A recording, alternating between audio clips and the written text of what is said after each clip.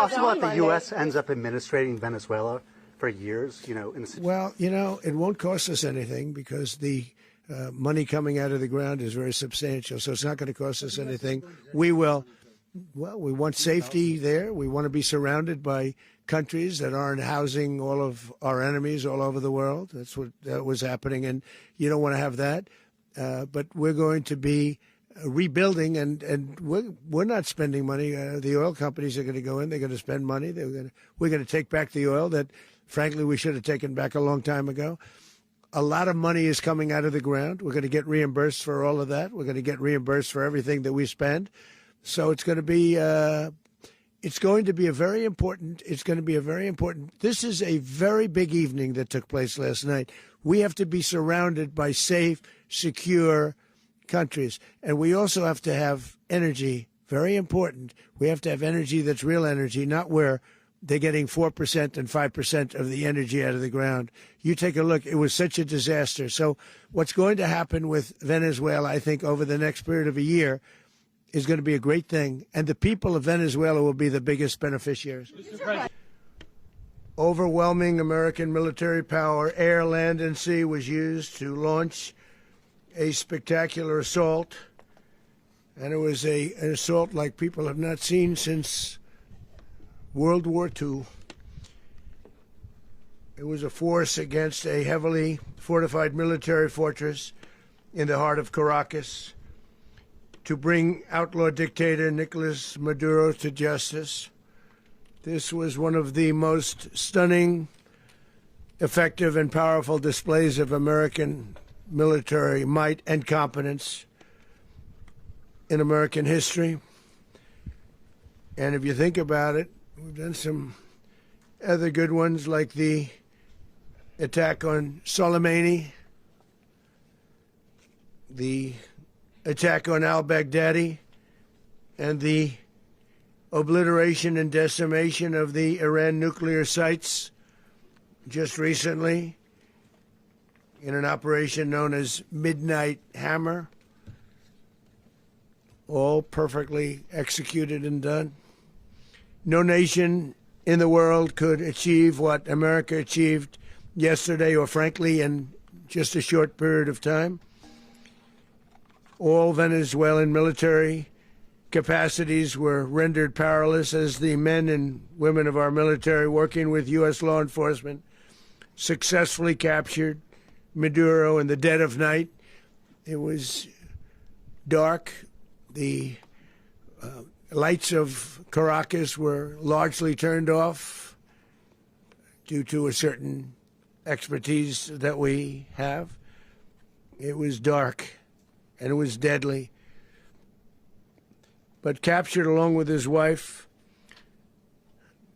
Celia Flores, both of whom now face American justice.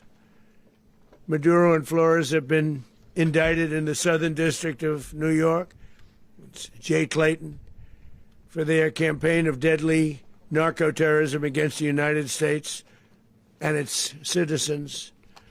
I want to thank the men and women of our military who achieved such an extraordinary success overnight with breathtaking speed, power, precision, and competence.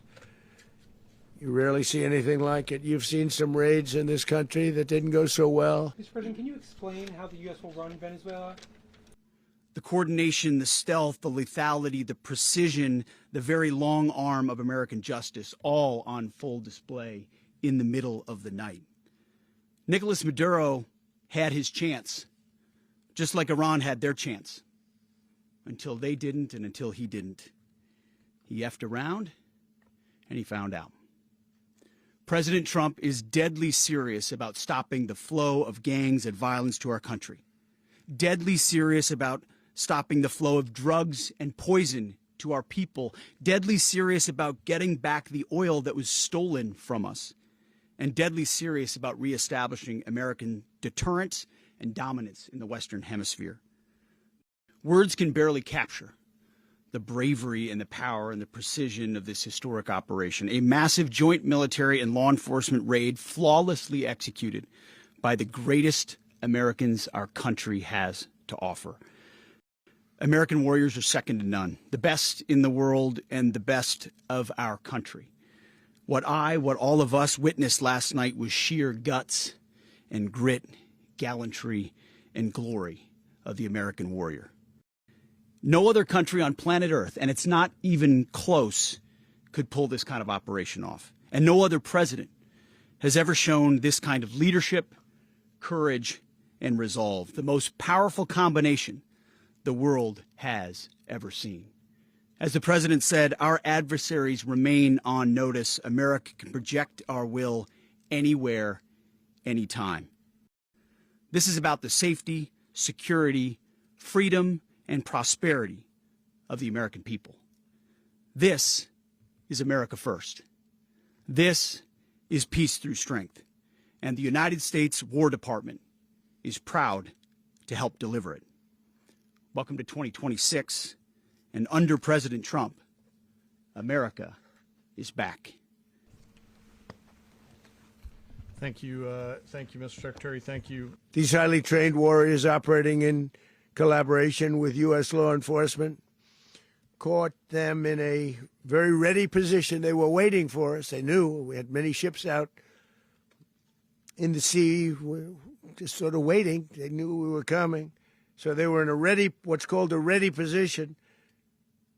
But they were completely overwhelmed and very quickly incapacitated.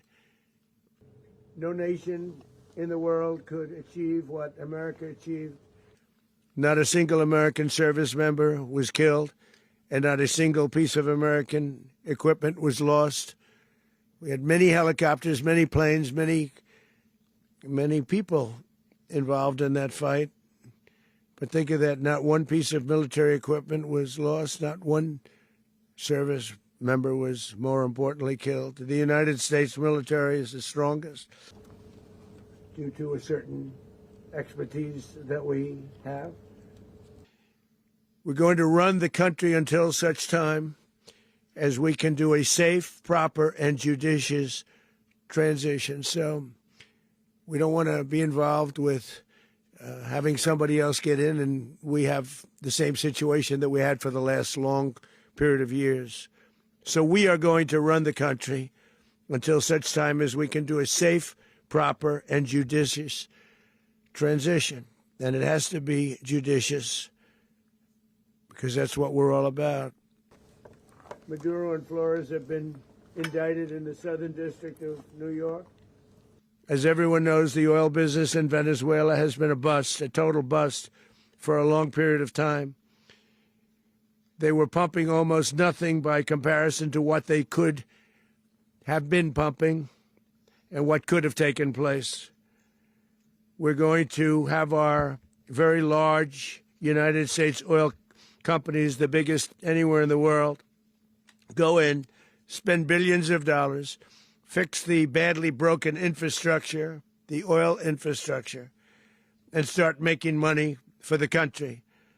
And we are ready to stage a second and much larger attack if we need to do so. So we were prepared to do a second wave if we needed to do so. We actually assumed that a second wave would be necessary, but now it's probably not. The first wave, if you'd like to call it that, the first attack was so successful, we probably don't have to do a second, but we're prepared to do a second wave, a much bigger wave, actually. I want to thank the men and women of our military who achieved such an extraordinary success overnight. Maduro and his wife will soon face the full might of American justice and stand trial on American soil.